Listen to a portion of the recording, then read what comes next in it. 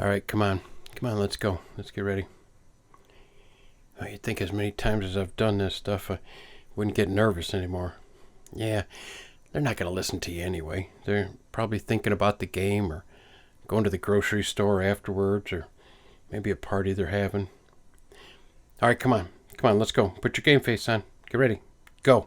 Hello, everybody. For those of you that don't know me, my name is Jeff Purvis, and welcome to the Toledo Church of Christ. They've already tuned you out, brother. What? Shut up. Gotta get back here. Need to go to the store. Gotta get back before the game starts. Boy, I sure hope he keeps it short. Shut up. No. They can't hear you anyway. You're just a voice inside my head. So if they can't hear me, what that means is you're standing up here talking to yourself in front of them.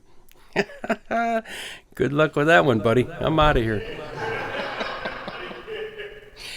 All right, everybody. I don't know if you can relate to that or not. You ever have voices in your head? Those little voices. And the title for today is The Battle in Your Mind. Right? And whether you realize it or not, everybody here has a battle in their mind. It's a spiritual warfare that goes on. And today we're going to be talking about that. And we're really going to park in 2 Corinthians chapter 10 is where we're going to focus. And we're going to look at Paul, and we're going to look at how Paul's mind kind of transformed, or, we'll take a look at that. And it's kind of easy to see what Paul dealt with. If you look in Romans 7, oh my gosh, we'll put the verses up here. But if you look at Romans 7, his mind is just going crazy. It's like, the stuff I don't want to do, I'm doing, but what I want to do, I'm not doing. And it's back and forth. And you read this, it's like, man, it had to have been crazy, right? It was a lot of mind battles going on. So, like I said, we're going to park today in 2 Corinthians 10, and we're going to talk a lot about this. So it says, starting in verse 3, it says, "For though we live in the world, we do not wage war as the world does. The weapons we fight with are not weapons of this world." And we see on TV and everywhere you look today all kinds of images of war. We see Israel and Hamas fighting this war. We see Ukraine and Russia, and there's a lot more wars going on. But when you look at it, what do you see? You see the missiles and the bombs and the rockets and the airplanes dropping all of these bombs and blowing things up. You see tanks plowing through and destroying things. You see men with machine guns and grenades in the trenches fighting and hand-to-hand fighting. You get this image of what's going on in these battles. And what Paul is saying right here is the weapons that we fight with, right? It's not those kind of weapons, right? Though we live in the world, we don't wage war like that. We have a spiritual battle that's going on inside of our minds, and what our war looks like is not what we see on TV with these other countries. It's not the same. It says here, the weapons we fight with are not the weapons of the world. On the contrary, they have divine power to demolish strongholds. So the weapons we fight with have divine power. When you think about the guy standing in the trench with nothing left but a knife, and he's fighting hand to hand, and then you compare a nuclear bomb, right? Think about that. That knife is only good for that little fight right here. It doesn't affect anything else. It's that one little battle. Nuclear bomb will wipe out a huge city in one drop, bang. And what is being said right here is if you compare the nuclear bomb to the weapons that we have, it's that much of a variance. It's that much of a difference. It's that much greater. The weapons that we have have divine power. And it's to demolish a stronghold. So that's not really a word that you use very often. I don't remember hanging out with anybody and saying, "Oh yeah, man, that's stronghold." It's just so what is a stronghold? Anakiroma is the actual word that's used for a stronghold. And a stronghold would generally be, it's a military term, and it's in the middle of a city, and it would be this wall that would go around and protect everybody. And these walls would be up to 20 feet thick. You think about it, from these two things here, it's how thick the walls would be, right? It's this massive thing. And you take the officers and all the important people and you stick them in the middle, and the battle's going on out here, and it keeps them safe. So when you look at it, you're like, okay, why would we want to demolish a stronghold? Well, here's why. Because what Satan does is he shoves a lie inside of our head, and then he builds a stronghold around it, and he protects it so we can hear it over and over and over. And before you know it, this stronghold, this lie, becomes a reality and a truth for us. It becomes something real. You know, you think about this. I'm never going to get past. I'm never going to be able to quit what I'm trying to stop doing. I'm never going to be able to do this. No one's ever going to come to me. People don't like me. It's like I have no friends. I'm a victim. God doesn't hear my prayers. There's everybody out here has something that Satan has stuck inside of their mind. And everybody, it's all, you guys know what yours is, right? I couldn't even begin to get up here and think of what anybody's is. But you have those, and he builds these strongholds around it. If we pick up in verse 5, it says, we continue on in verse 5, it says, we demolish arguments and every pretension. A pretension is just an argument or a claim, right? So we demolish arguments and every pretension that sets itself up against the knowledge of God. And we take captive every thought and make it obedient to Christ. Now you think about it, we don't just demolish it, but we literally are going to take prisoners here. We're going to take prisoners. We're going to take those thoughts. We're going to take them captive, and we're going to make them obedient to Christ. Think about this for a second, and this is really deep when you really stop and think about this. Our lives move in the direction of our strongest thoughts, right? Your life moves in the direction of your strongest thoughts, right? And we have to win that war that goes on inside of our mind. I mean, it's something that we have to win. We all fight it. You look at Proverbs in 23, it says, for as he thinks in his heart, so is he. You think about it, if you get in your mind, it's like, oh, I can't do this, you're probably not going to be able to do it. You know, if you say, I can do this, you're probably going to be able to do it. It's that war inside of your head that you have to win. And that's the important one. You know, if you always feel like, oh, I'm always a victim, you're going to become a victim. It's what's going to happen. It's just going to happen, right? Your life is a reflection of what you think. It's a reflection. Matter of fact, this church is a reflection of what you think about this church. It is. That's what it is. Let's do a quick thought audit for a minute, right? And this is just inside your own heads, right? It's a good playground. You can stay there. We're going to go in here and we're just going to take a look, right? From a 1 to 10 scale inside of your mind. Do you tend to wake up in the morning and be more worried? Oh my gosh, if somebody gets elected, or if this person, the wall, it's falling apart, our country's going downhill, everything's happening. Or maybe, oh my gosh, my boss is going to drive me crazy today. I can't get this stuff done at work. I'm going to be in trouble. I go to school today. Oh, I know. You wake up worried, right? Or do you tend to wake up and start your morning off with just a real calm, relaxing prayer and turn to God and say, I'm going to start my day out nice and smooth, and I'm going to be calm and go through my day today. Do you tend to think more negative or more positive thoughts? What are the thoughts? Can you go to the next screen? Oh yeah, that one, please. Yeah. So up here, the thought audit. So as you're looking from a 1 to 10, right? Is it worried? Is it peaceful? Do you have more negative thoughts going on inside of your head? Or do you tend to think more on the positive? Are you pessimist or optimist? Where does that fall inside of there? Think about the worldly or eternal, right? The worldly. Oh my gosh, my car, people are going to see me driving around this old beat up car. I'm so embarrassed. Or, I didn't get this many views on my phone today. I didn't, it's somebody didn't like, or they had a bad comment on my social media post. Or are your thoughts more of, something, I wonder what I can do today to store up a treasure in heaven. Something that nobody knows. I'm going to do something that nobody knows about. God sees it, right? and I want to do something that's going to store up these eternal treasures. Where do your thoughts lie? You think about this. Where do your thoughts lay at, right? Where do they lie at? So, hang on a second here. I done flipped my page a little too quick. Here we go. So if life's moving, life is always heading in, it's always moving in the direction of your strongest thought, of whatever your thoughts are you excited about the direction that your life is moving?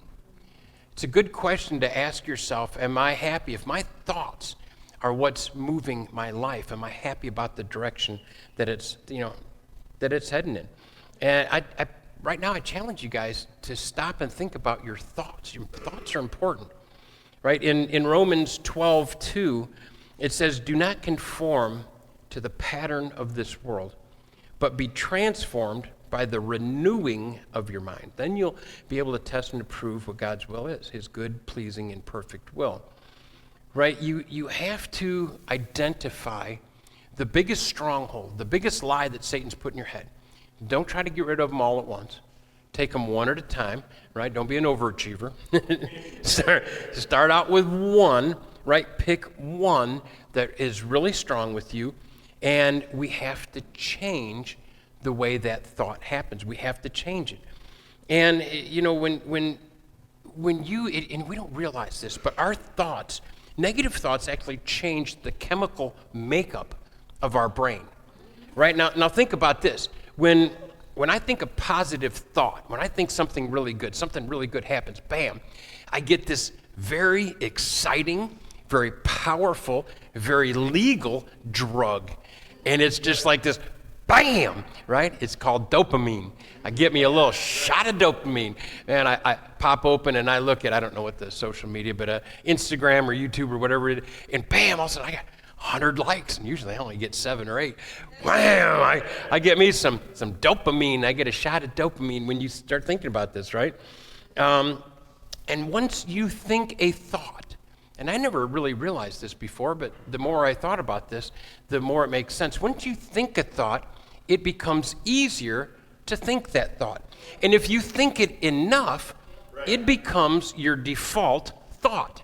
It becomes that. And, the way that I want to look at this, right? And even one step further, before I get to this, one step further is if you believe it enough, it becomes, even though it's a lie, it becomes a truth to you. Even though it's not the truth, it becomes a truth to you. So I want you to think of it like this. Let's go to the path real quick. All right, this right here is your mind, right? This is your mind. And what happens is, to make a path, when you think a thought, right, you walk through this, you trudge through this.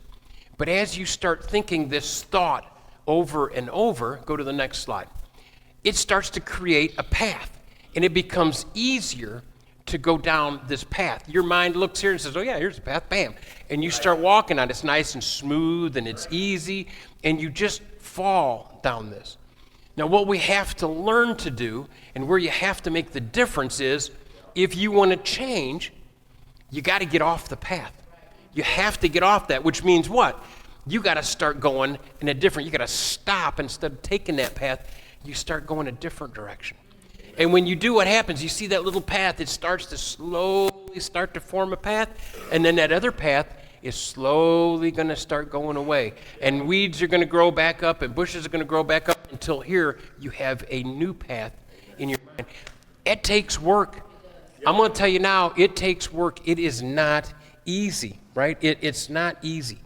So what you need to do is identify a stronghold that's in your mind, right? Something that, anything that's in your mind, right?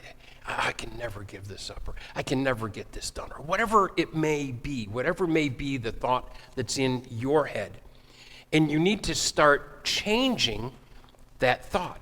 So maybe you're having a really, really bad day. Maybe it's a really bad day. You're just stressed out. Bam, you get up and you go right straight to that refrigerator, and you open the freezer and you pull out some ice cream. And then what happens, right? Then you get mad at yourself and you get depressed because you ate the whole stinking tub of ice cream. Right? You're feeling crappy, right? You all have been there. I love that. I'm glad I'm not alone on this stage right here, right? That's pretty cool. So you've had that happen.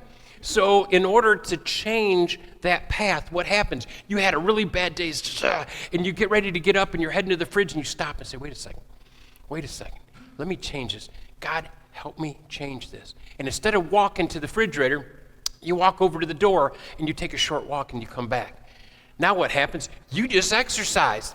And when you exercise, you get dopamine. Bam! I got me a nice little high, right? And it's a free drug. It doesn't cost anything. It's free. It's really cool. It's like this amazing drug. It's cool. But all of your thoughts, you think about this right here, right? What happens when you get bored? What happens when we pick up these little funny little things, right? And then what happens? We start either reading through the news and get all fired up, or we get on our social media and then, I hate life. My friends' lives are all perfect, and look at them. They don't even have a wrinkle anywhere, you know? Not that there's filters out there. It's just, you look at all this stuff, and it brings you down, and it drops you down, and it changes what is in your head. It's like you go down this pit. And, so what happens? When you get bored, you pick up your phone. What do? You open a Bible app. Start reading some Word, right? Start reading some Word. Because, everybody knows in John 8, right? In John 8:32, then you'll know the truth, and the truth will set you free. Satan wants you to believe a lie in your head. And the only way to get around that is to not believe the lie. Look at what's the truth. Look at what God's really saying out there, right? Look at Ephesians 6. You guys all know that in Ephesians it's the armor of God. And you look at some of this. This is the word. There's a couple of screens here. I'm not going to read it all to you. But when you look at this, you think about what they start out with. The belt of truth. The breastplate of righteousness. The feet fitted with the gospel of peace. Shield of faith. Helmet of salvation. What do all these have in common, right? So far, all of these items are defensive items. They're all things to defend yourself. Because Satan is going to throw the book at you. He's going to throw everything that he can at you, and you're defending yourself. But if you look at the last one, when you look at the very last thing, and it's the sword of the Spirit, which is the Word of God, right? It's the words that we have. That's the only thing that we can use offensively. That's where you go on the offense, and you start destroying this stuff. You pick up the Word of God, and you read it, and you get to know it, so you can destroy the lies that you're told. You gotta go on that you just gotta go on the attack.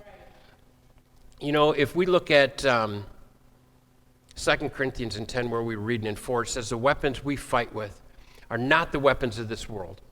On the contrary, they have divine power. So the weapons we fight with have divine power to destroy these.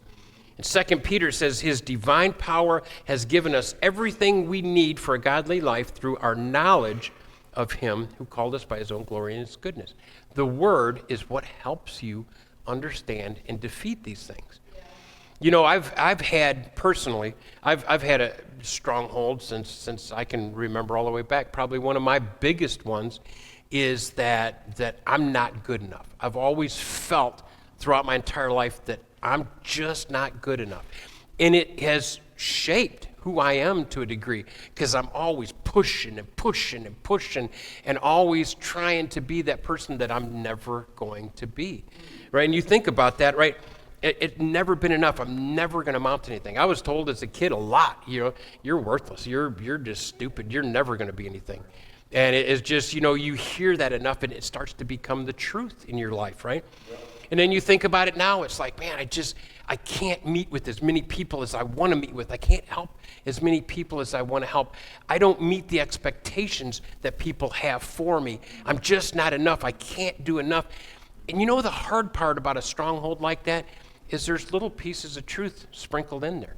I work a full-time job. I got a family. I got a house. I got, doing so many things. I'm never going to be able to do everything that, and it's like there's a little bit of truth in there. So it makes the lies seem more real, and it starts lying to you.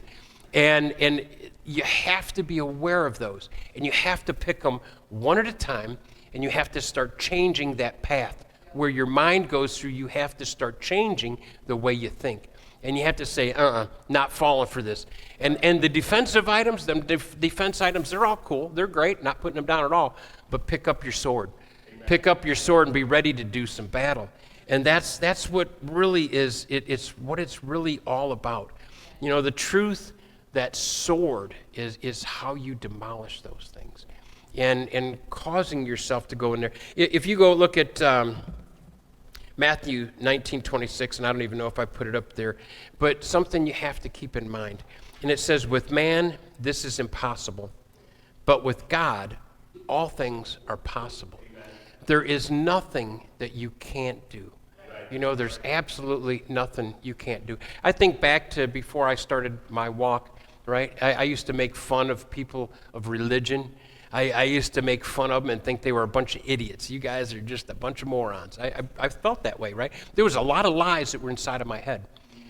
And I look back now to where my life was and where it's at now, and it's an entirely different life. It's not even, it's kind of like that old movie, The Matrix. I don't know if you guys seen it, but it's like I stepped out of one world and popped into a different world. It's a whole different world, and it's just from the knowledge that I have. It's from applying that and changing those thoughts.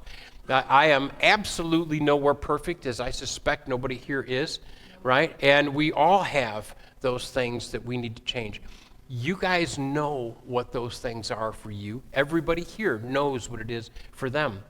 You got to pick that one and start making it, just make an effort to go through, look up, find out what the Bible tells you about that one thing. Look at what the truth is. Look at what's really there and start changing the path. Change the direction. And that changes the whole direction of your life.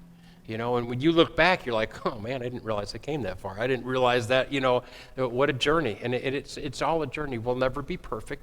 Don't ever expect to be perfect. Don't think that other people sitting around you are not going through struggles of their own. Every single person in here goes through struggles. We all do. And that's okay. You know, you take captive those thoughts and make them obedient to Jesus. I hope something today resonates with you. I hope that you take something out of here and actually just apply it.